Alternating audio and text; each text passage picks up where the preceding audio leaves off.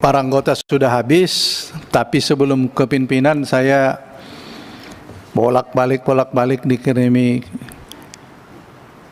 Kiai Maman Imanul Haq. Kalau enggak saya kasih nanti bahaya saya di luar. Jadi kami persilakan Pak, tapi yang lain jangan lagi ya, nanti molor. Silakan Pak Kiai. Terima kasih Ketua dan pimpinan serta seluruh anggota Komisi 8. Assalamualaikum warahmatullahi wabarakatuh. Pertama-tama saya mengucapkan selamat Pak Menteri, Wakil Menteri, Kepala Badan, Wakil Badan, dan seluruh yang telah mengemban amanat.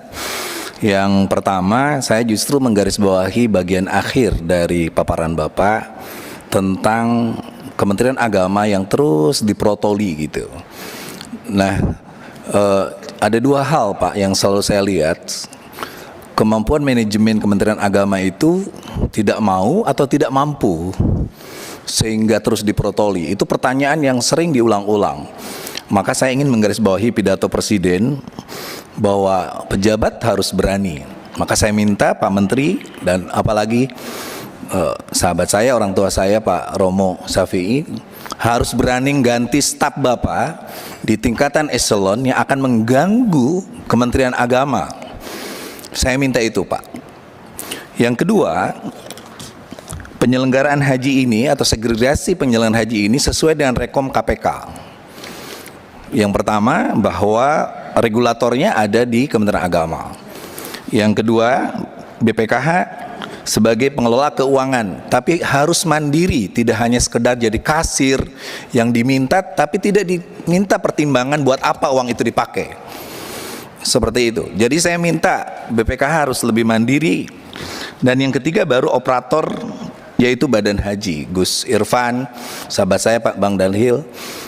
Pertanyaannya adalah, kita harus mempercepat revisi undang-undang, baik itu haji atau BPKH.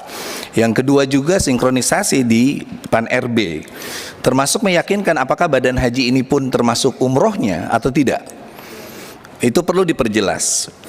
Yang ketiga, mohon Pak Menteri, dua titik penting itu adalah jangan sekali-kali tidak berkomunikasi dengan DPR, dengan Komisi 8. Komunikasinya harus lancar. Periode kemarin adalah periode terburuk di Komisi 8 hubungan dengan Menteri Agama. Kami dianggap tidak ada. Staf-staf khusus tiba-tiba berkuasa. Penunjukan petugas-petugas haji ternyata ditunjuk orang-orang dekatnya yang tidak profesional, tidak bekerja dan lain sebagainya. Saya yakin Bapak sebagai imam besar Istiqlal, guru saya, dan saya sering berkomunikasi dengan Bapak, itu tidak akan terjadi lagi di periode ini. Romo, tolong Romo. Romo itu pernah sumpah di depan Ka'bah bahwa Kementerian Agama ini harus bersih dan lain sebagainya. Saya akan tagih dia ketika hari ini jadi pejabat. Yang kedua, jangan mengabaikan DPR. Kalau DPR itu kan hanya institusi, kita bisa ngobrol baik-baik, tidak perlu menghindar-hindar ketika ada pansus dan lain sebagainya. Jadi tidak perlu takut, tidak akan ada apapun kecuali untuk perbaikan bangsa dan negara. Yang terakhir, saya ingin yang fatwa MUI itu dipercepat Pak Menteri Agama. Dalam tahapan kita itu kan ada fikih yang kita boleh berbeda, tetapi ada fatwa, public opinion yang tidak juga mewajibkan kita bisa. Nah justru kesempatan terakhir itu ada di al-hukumah, hakimnya. Jadi Kementerian Agama jangan juga menunda-nunda untuk fatwa MUI ini, karena masyarakat kadang nggak paham tahapan itu, tahapan dari fikih ke fatwa ke hakim.